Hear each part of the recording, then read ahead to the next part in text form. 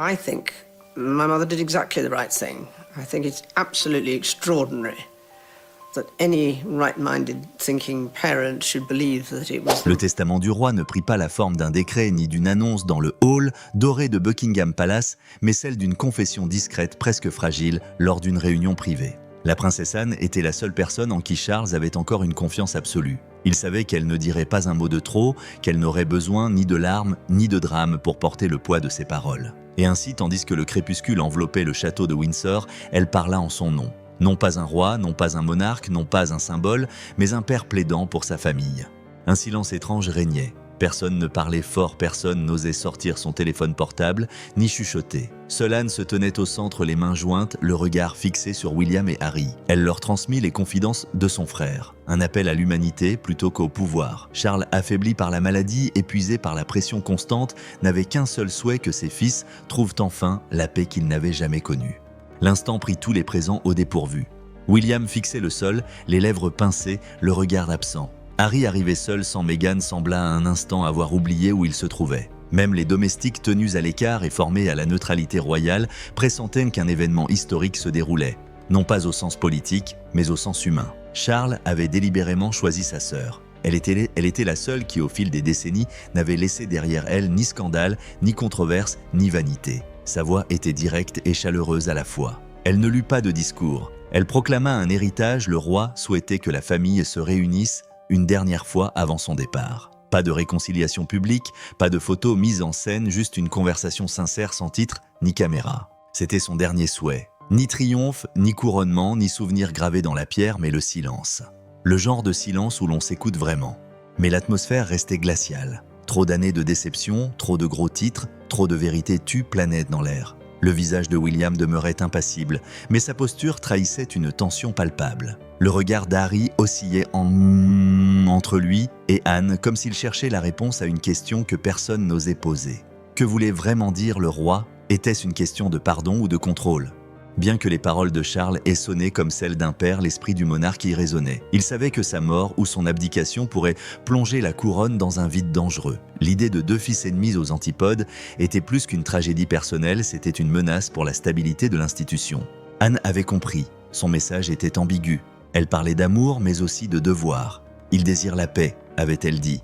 Et tous les présents savaient que cette paix ne se limitait pas à la famille. C'était un avertissement: quiconque veut assurer l'avenir de la monarchie doit d'abord apaiser les tensions au sein de sa propre famille. Pour Harry, c'était un souvenir douloureux. Des années d'éloignement, des interviews, des mémoires, des confessions publiques, tout ce qu'il avait dit résonnait désormais dans cette pièce silencieuse. Il paraissait plus petit, plus vulnérable que jamais. Pour la première fois depuis longtemps, il se trouvait face à face avec son frère, sans public, sans filtre médiatique, simplement comme le fils d'un père mourant. Et William, le futur roi, était confronté à un dilemme, sa responsabilité envers le peuple et son incapacité à pardonner à celui qu'il avait jadis appelé « mon frère ». Pour lui, le retrait de Harry de la famille royale n'était pas seulement un affront personnel, mais une trahison de l'héritage. Et maintenant, à cet instant précis, le père qu'il admirait et plaignait, à la fois exigeait de lui l'impossible oublié. Anne balayait la pièce du regard, le visage impassible, mais les mots lourds de gravité. Elle savait que Charles n'avait plus de temps. Sa santé s'était rapidement dégradée et les médecins savaient qu'il ne lui restait que quelques semaines, peut-être quelques mois. C'était comme s'il voulait contraindre le destin à lui accorder un dernier acte de pouvoir. Non pas sur l'Empire, mais sur ce qui comptait vraiment pour lui, sa famille. « Il a dit, » expliqua calmement Anne, « qu'aucun héritage ne peut perdurer si les cœurs censés le porter sont brisés. » Personne ne répondit. Seul le vent qui balayait les vieux murs de Windsor à l'extérieur rompait le silence. Pour la famille royale, ce moment était bien plus qu'un symbole. Il montrait que derrière les protocoles, les tapis rouges et les gros titres se cachent des êtres humains qui aiment, qui luttent et qui échouent. Et que même un roi qui avait porté le fardeau du Commonwealth pendant des décennies ne désirait finalement rien de plus qu'une parole sincère entre deux frères. À la fin de la réunion, personne ne se leva. Pas d'accolade, pas de promesse. Juste une compréhension tacite, le temps pressait. Et s'ils voulaient exaucer le vœu de leur père, ils devaient agir avant que l'histoire n'en décide autrement. Ce soir-là, tandis qu'Anne arpentait seule les couloirs silencieux, elle songea aux générations qui les avaient précédées, à sa mère, la reine, à son père, aux vieilles photographies des années 1950. La monarchie avait survécu aux guerres, aux scandales et aux révolutions. Mais désormais, dans cette famille, il ne s'agissait plus de la survie de la couronne, mais de celle de l'amour.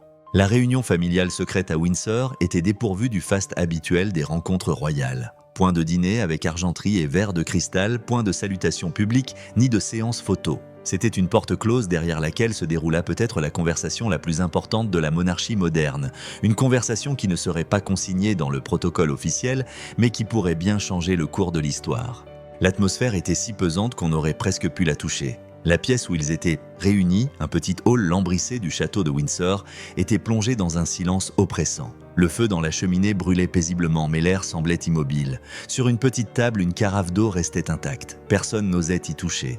Le prince Harry est arrivé en dernier, sans Meghan. Son arrivée à elle seule avait déjà suscité l'émoi non seulement au sein du personnel du palais, mais aussi dans toute la presse britannique. Le fait qu'il soit venu seul a été immédiatement interprété comme un signe, un aveu silencieux, que cette rencontre n'avait rien à voir avec la publicité, mais qu'elle cachait quelque chose de plus profond, peut-être même des remords.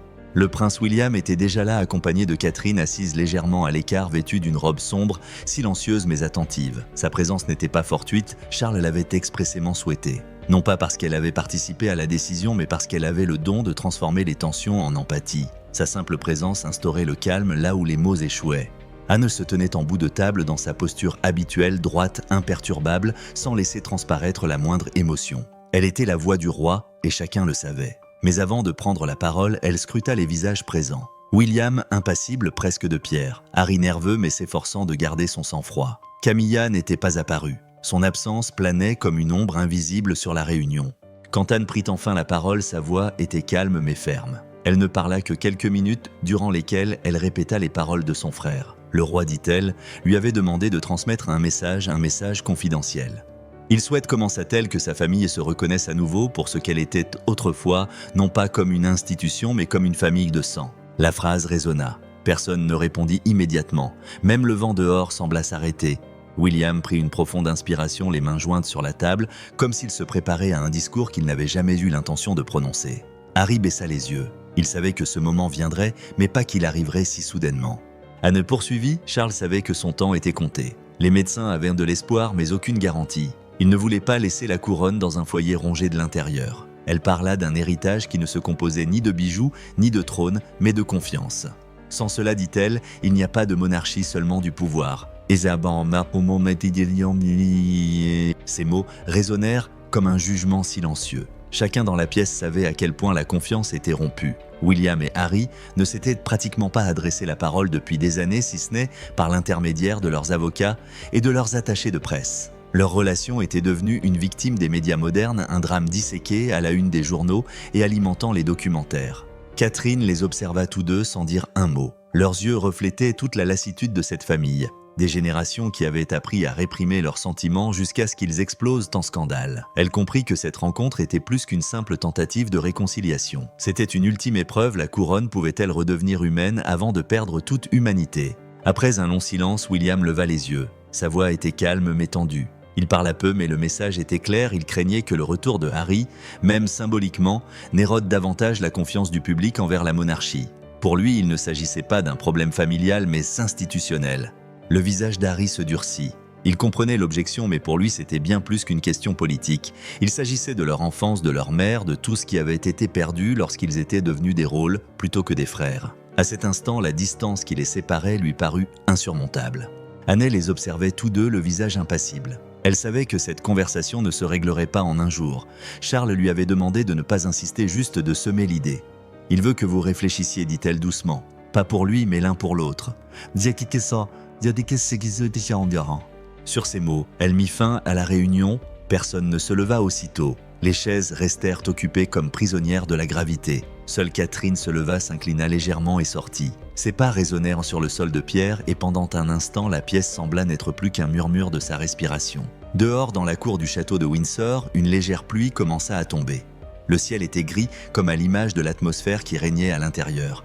La famille royale était arrivée à un point où les mots ne suffisaient plus. L'avenir ne reposait plus sur les lois, ni sur les cérémonies, mais sur la capacité de deux frères à retrouver leur humanité. Alors qu'Harry quittait la salle, il jeta un dernier regard en arrière. Anne était toujours là, immobile, presque comme une statue. Son visage ne laissait transparaître ni espoir ni jugement, seulement une compréhension sereine. La réconciliation n'est pas un acte royal, mais un choix. Passé, héritage et maladie. 3 mots qui avait jeté un voile invisible sur les dernières années du roi Charles III. L'homme qui avait vécu dans l'ombre de sa mère pendant des décennies portait désormais la couronne, et pourtant elle semblait peser plus lourd sur lui que sur aucun de ses prédécesseurs. Dès le début, son règne fut plus un fardeau qu'un triomphe. À peine 2 ans après son couronnement, la monarchie n'était plus un symbole de paix, mais le reflet d'une grande fragilité. La maladie l'a rongé sournoisement. D'abord la fatigue, puis la perte de poids, ensuite la douleur qu'il a ignorée. Charles n'avait jamais appris à parler de sa faiblesse. Dès son plus jeune âge, on lui avait enseigné que les sentiments devaient rester privés, que la bienséance et la dignité étaient primordiales. Un roi peut trembler, mais seulement en secret. Aussi garda-t-il le silence jusqu'à ce que son corps l'oblige à le rompre. Son diagnostic fut d'abord tenu secret. Seuls Anne, Camilla et William étaient au courant. C'est Anne qui comprit la première que son frère se préparait intérieurement à une fin dont il ne voulait pas parler. Il écrivait des lettres non pas à des politiciens ou des diplomates, mais à sa famille. Ce n'étaient pas des ordres, mais des suppliques. Non pas un testament, mais une tentative de laisser sa trace. L'une de ces lettres était adressée à sa mère, la reine Élisabeth II. Écrite peu après sa mort, mais jamais envoyée. Il la redécouvrit dans un tiroir de son bureau à Clarence House. Les lignes étaient empreintes d'humilité et de doute. « J'espère avoir été un fils digne, même si je n'ai jamais été aussi fort que vous. » Cette phrase, diront plus tard les membres du personnel du palais, a marqué ces derniers mois. Car elle résumait tout ce qu'était Charles, un homme devenu roi, mais qui n'a jamais cessé d'être un fils. La maladie a transformé sa vision de la vie et de sa famille. Pour la première fois depuis des décennies, il a parlé ouvertement de ses erreurs, de sa distance, de son incapacité à exprimer de la chaleur humaine. Dans des conversations avec Anne, puis avec son médecin, il aurait déclaré qu'il aurait dû construire plus de ponts que de murs. Une prise de conscience tardive, certes, mais sincère. L'enfance du roi fut marquée par un sens aigu du devoir. Sa mère était souvent absente, son père sévère. L'intimité était un luxe inaccessible à la royauté. Cela forgea en lui un homme convaincu que l'amour se méritait. Il éleva ses fils avec cette conviction. Et c'est là que résidait sa plus grande tragédie. Il voulait bien faire, mais il le fit précisément de la manière qu'il avait façonnée. En voyant grandir William et Harry, il voyait en eux 2 facettes de sa propre personnalité. William discipliné, rationnel, consciencieux. Harry impulsif, émotif, rebelle. Il les aimait tous les 2, mais différemment. L'un lui rappelait ce qu'il aurait dû être l'autre, ce qu'il n'avait jamais pu être. Et c'est précisément pour cela qu'il lui était si difficile de les concilier.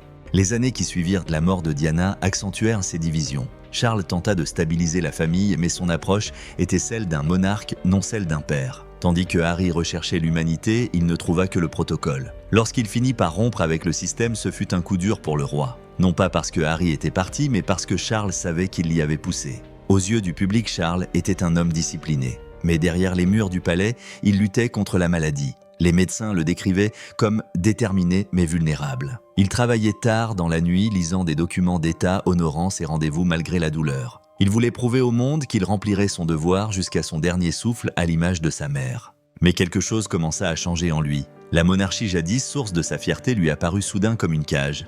Il se demanda s'il n'aurait pas dû céder la couronne à Guillaume trop tôt, non par faiblesse mais par lucidité. Mais la tradition ne laissait aucune place au doute. Un roi reste roi jusqu'à sa chute. Durant ces mois, le souhait qu'Anne exprimerait plus tard prit racine, celui de la paix. Non seulement entre les frères, mais aussi entre le passé et le présent. Charles souhaitait que la monarchie devienne un jour plus humaine, plus douce, plus honnête. Qu'elle n'occulte pas ses erreurs, mais qu'elle en tire les leçons. Il était convaincu que c'était la seule façon pour le peuple de regagner sa confiance. Cette pensée l'obséda jusqu'à la fin. Même dans des moments de faiblesse physique, il dictait des notes sur la transparence, l'empathie et le devoir d'humanité. Il savait que la monarchie ne survivrait que si elle renonçait à la quête de la perfection. L'authenticité est le nouveau sceptre, aurait-il déclaré à un conseiller. Des paroles qui ne furent jamais rendues publiques. Quand Anne évoqua plus tard son souhait, elle en comprit toute la portée. Il ne s'agissait pas seulement de famille, mais d'une idée. Charles voulait que sa mort, quel que soit le moment où elle surviendrait, ne soit pas une fin, mais un commencement. Une transition du rituel à l'authenticité, du contrôle à la confiance. Cette prise de conscience recelait la tragédie d'un homme qui avait attendu toute sa vie sa chance pour finalement réaliser qu'il l'avait utilisée pour se laisser aller. Son héritage n'était plus le pouvoir, mais le savoir. Et c'est précisément ce qui a rendu ces dernières paroles à Anne si difficiles et si vraies. Si nous ne pouvons pas nous pardonner, la couronne n'a aucun sens.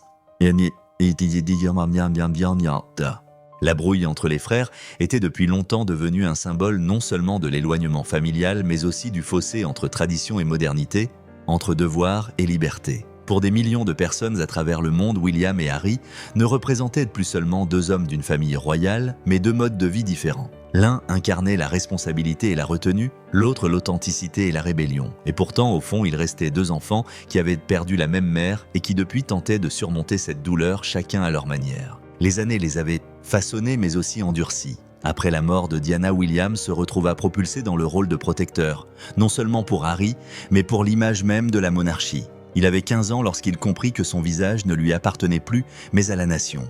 Harry de 2 ans, son cadet, réagit avec défi.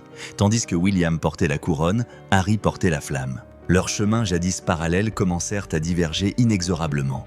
La rupture s'est installée progressivement. Au début, il s'agissait de divergences mineures sur les apparitions publiques, les relations avec la presse, le mode de vie. Puis après la décision de Harry de se retirer de ses fonctions royales, une profonde rupture s'est produite. Le public n'a perçu que la surface interview, révélation gros titre. Mais les véritables blessures ont été infligées dans des conversations à voix basse, dans des regards déçus, dans des mots qui n'auraient jamais dû être prononcés. Le désir de réconciliation de Charles se heurta donc à une profonde méfiance.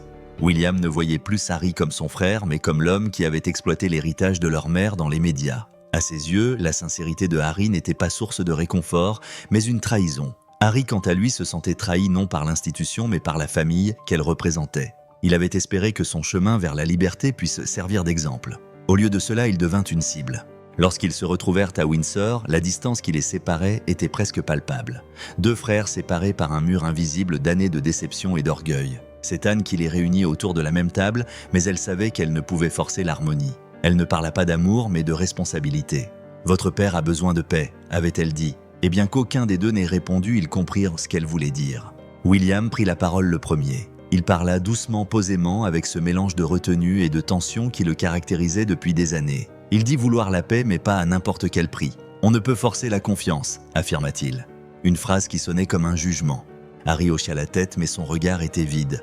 Il n'avait pas la force de se battre à cet instant. Dans les interviews, il avait souvent parlé de guérison, mais la guérison exige de l'ouverture, et cette ouverture était impossible ici. Chaque geste, chaque émotion était scrutée. Même dans une pièce fermée, le poids de la couronne était palpable. Catherine était assise en silence entre eux, le visage impassible. Elle connaissait bien les deux hommes, William discipliné et calculateur, et Harry impétueux et impulsif. Elle savait qu'ils représentaient les deux faces d'une même histoire, et pourtant elle constatait qu'ils ne se parlaient plus. C'était comme s'ils parlaient la même langue, mais à des époques différentes.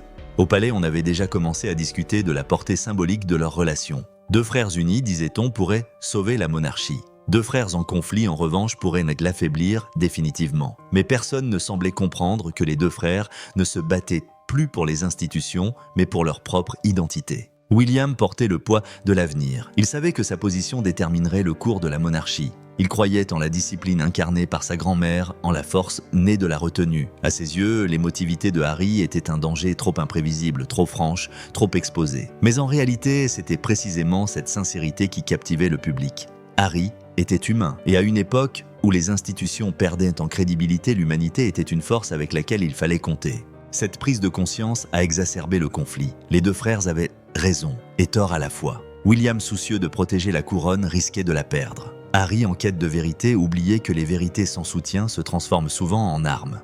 Dans les jours qui suivirent leur rencontre, ils prirent leur distance. Aucune déclaration officielle, aucun geste de rapprochement. Mais quelque chose avait changé, à peine perceptible et pourtant palpable. Le silence entre eux n'était plus glacial mais empreint de réflexion.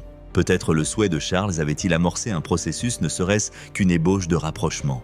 La presse sentait la tension. Des titres comme « La glace entre les frères se brise-t-elle ou se reforme-t-elle » faisaient la une. Les experts analysaient chaque regard, chaque silence comme s'il s'agissait d'une négociation diplomatique. Mais le véritable drame se jouait à huis clos. Dans un rare moment de solitude, William aurait contemplé une vieille photographie tard un soir. Selon des sources proches du palais, on y voyait lui et Harry, enfants main dans la main, riant dans le jardin de Highgrove. Cette image lui rappelait quelque chose qu'il avait longtemps refoulé, que leur relation avait existé avant la monarchie.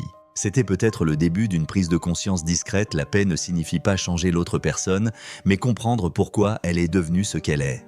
La journée s'acheva donc non par une étreinte, non par une réconciliation, mais par un premier pas silencieux. Deux frères tous deux dans leur bon droit, et tous deux perdus. Et pourtant, au plus profond des ténèbres, demeurait la possibilité d'un nouveau départ. Catherine, la force tranquille, au cœur de la tempête. Tandis que ses frères se querellaient et que la famille royale hésitait entre devoir et émotion, elle était le seul élément qui rayonnait de stabilité. Peu bavarde, sa présence devenait pourtant la boussole morale de la famille. Dans une monarchie en quête d'identité, elle incarnait ce mélange de dignité et de chaleur que le peuple avait appris à aimer. Catherine savait qu'elle était observée, par la presse, par la cour, par le monde entier. Chaque pas, chaque robe, chaque geste était analysé. Mais elle avait appris à puiser de la force dans cette surveillance. Tandis que d'autres portaient à des masques en public, elle utilisait le silence comme langage. Elle savait quand se taire, et quand un regard, un petit mouvement pouvait valoir 1000 mots. Après la rencontre secrète à Windsor, Catherine fut la seule à maintenir le contact avec les deux frères. Elle savait que le souhait de Charles ne pourrait être exaucé que si quelqu'un acceptait de jeter les ponts sans prendre parti. Alors, elle écrivit des messages courts et simples, sans pathos, mais chargés de sens. À Harry, il pense à toi. À William, il espère que tu m'écoutes. Ce n'étaient pas des mots politiques, mais des mots d'humanité. Et c'est précisément pour cela qu'ils ont trouvé un écho si fort. Ces derniers jours ont clairement démontré que Catherine était bien plus que la simple épouse du futur roi. Elle était la gardienne de l'équilibre, le lien entre passé et avenir. À une époque où Camilla se retirait progressivement de la vie publique, Catherine est devenue le visage d'une nouvelle génération. Sans ostentation, sans révolution, mais par son élégance naturelle. La presse la surnommait « le pont » et l'expression lui allait comme un gant. Entre deux frères, deux générations, deux espoirs. Elle comprenait que le pouvoir ne perdure que lorsqu'il s'accompagne de compassion. C'est peut-être précisément ce que Charles voyait en elle, non pas une simple belle-fille, mais l'incarnation de son dernier souhait, l'humanité au sein de la monarchie. Mais ce rôle était un fardeau qu'elle portait difficilement. En privé, Catherine luttait contre l'épuisement. Sa santé, après les années difficiles qu'elle avait traversées pour survivre à un cancer, était plus fragile que le public ne le laissait paraître. Malgré tout, elle s'accrochait à ses devoirs, sachant que la véritable force naît des moments de faiblesse. Ce sont les petits gestes qui ont marqué les esprits. Lors d'une visite dans un hospice pour enfants, elle a tenu la main d'un jeune patient, tandis que les journalistes à l'extérieur évoquaient la situation tendue au palais. À cet instant précis, rien de tout cela n'avait d'importance, seule comptait la proximité. Et c'est précisément ce que le pays a vu, non pas une princesse distante, mais une femme qui est restée humaine au milieu du chaos. Pendant que Charles recevait des soins médicaux à Clarence House, Catherine assumait de plus en plus de fonctions publiques. Ses discours étaient simples mais empreints d'empathie. « Il y a des moments dans la vie où les mots ne suffisent pas », déclara-t-elle lors d'un engagement à Londres. Et le gars à Londres, c'est Dieu.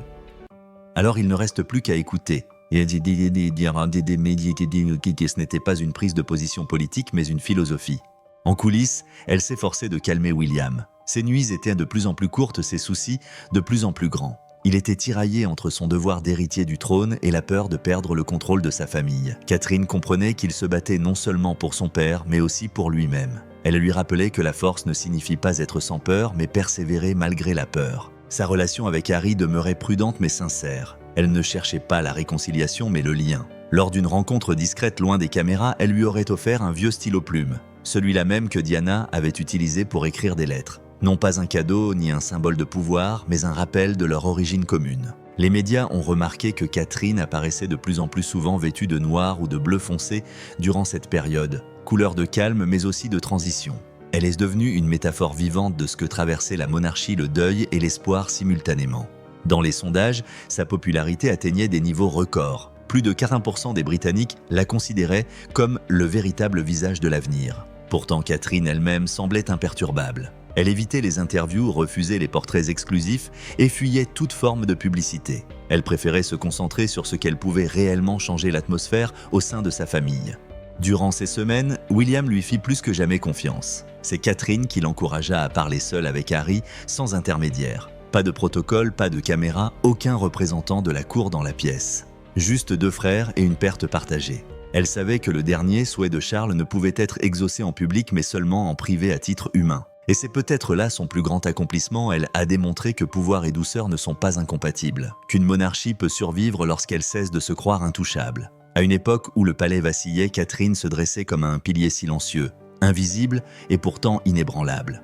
En elle, passé et avenir, devoir et compassion ne faisaient qu'un. Tandis que le roi s'affaiblissait et que la nation attendait des réponses, Catherine devint le cœur de l'histoire. Non pas parce qu'elle la menait, mais parce qu'elle la portait en elle. Son dernier souhait ne fut pas exaucé lors d'une grande cérémonie publique, mais lors d'une de ces nuits paisibles et discrètes où l'histoire murmure et se transforme. Le roi Charles reposait dans sa chambre privée à Clarence House, entouré de médecins, de conseillers et de sa famille. Sa respiration était superficielle, ses mains jointes sur la couverture. Une bougie brûlait dans un coin, signe que sa famille avait été à ses côtés, non pas en tant que monarque, mais en tant que père. C'est la princesse Anne qui observait la scène. Debout près de la fenêtre, les bras croisés, elle semblait s'efforcer de garder un contrôle qu'elle avait depuis longtemps perdu. William et Catherine étaient assis près du lit. Harry avait fait le voyage depuis la Californie. Non pas pour la presse, non pas pour le public, mais pour lui. Personne ne savait s'ils arriveraient à temps. Mais ce soir-là, un événement allait bouleverser la monarchie plus discrètement mais plus profondément que n'importe quel couronnement. Quand Harry entra dans la pièce, William se leva lentement. Aucun mot, aucune étreinte, aucune effusion. Juste un signe de tête, un signe silencieux, « Je te vois ». C'était tout ce dont ils avaient besoin à cet instant. Anne, qui transmettait les souhaits de Charles depuis des semaines, recula d'un pas. Le roi dormait, mais sa sœur savait qu'il aurait perçu ce moment. C'était ce qu'il avait demandé, pas de réconciliation devant les caméras, pas de promesses, mais la simple présence de sa famille. Les joyaux de la couronne, les insignes, les titres, tout cela n'avait plus aucune importance à cet instant. Les médecins quittèrent discrètement la pièce pour laisser la famille seule. Catherine demeura silencieuse. Elle tenait la main de William, son regard se posant sur les mains du roi. Dans cette lumière chaude et tamisée, elle ne voyait pas le souverain, mais l'homme qui avait passé sa vie à servir le monde, oubliant de prendre soin de lui-même. Harry s'assit de l'autre côté du lit. Il posa timidement la main sur celle de son père comme s'il craignait qu'elle ne se retire.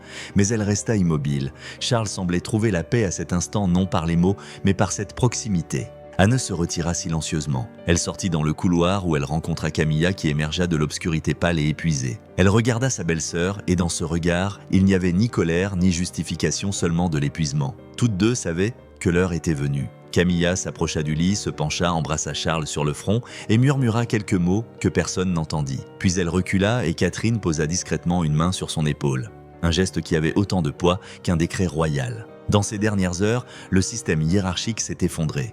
Plus de titres, plus de rangs, plus de distance.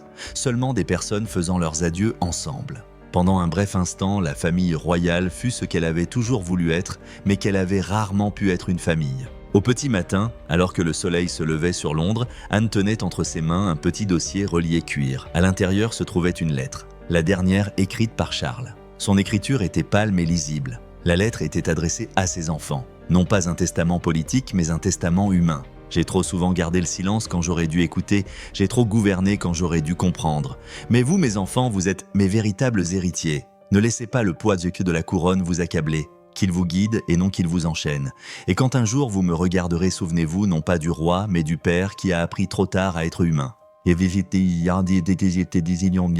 Anne lut les lignes à voix basse et personne ne dit un mot. Le soleil inondait la pièce de lumière et le silence régnait. Même les bruits de la ville semblaient s'estomper. William baissa la tête, Harry fixa la lumière. À cet instant, tout avait été dit. Quelques heures plus tard, le palais publia un bref communiqué. Sa Majesté le roi Charles III s'est éteint paisiblement entouré de sa famille. Un message simple et digne. Mais le monde comprit aussitôt qu'il ne s'agissait pas d'adieux ordinaires. C'était la fin d'une époque et le début d'une autre. Dans les jours qui suivirent, les rues de Londres se remplirent de gens qui déposaient des fleurs et allumèrent des bougies. Mais contrairement à ce qui s'était passé pour Élisabeth II, l'atmosphère n'était pas seulement empreinte de deuil, mais aussi de gratitude. Le roi qui avait lutté pendant des décennies pour obtenir la reconnaissance l'avait finalement trouvé. Non par la force, mais par l'humilité. Pour William et Harry, la mort de leur père ne fut pas une libération, mais un rappel. Un rappel que responsabilité et amour ne sont pas incompatibles. Catherine devint le pilier de cette nouvelle ère, l'incarnation de cette force puisant sa source dans la douceur. Et Anne, la sœur discrète, demeura la gardienne d'un héritage qui ne résidait ni dans l'or ni dans le velours, mais dans la conviction que l'humanité est la vedata, est la véritable marque de la grandeur. Ainsi le dernier souhait de Charles fut exaucé de la manière qu'il aurait sans doute le plus apprécié, discrètement, sans pathos, mais avec une grande vérité. Et lorsque le drapeau flottant sur le palais de Buckingham fut de nouveau mis en berne ce soir-là, il semblait faire ses adieux non seulement à un roi, mais aussi à un homme qui avait appris que l'amour est la seule couronne qui ne se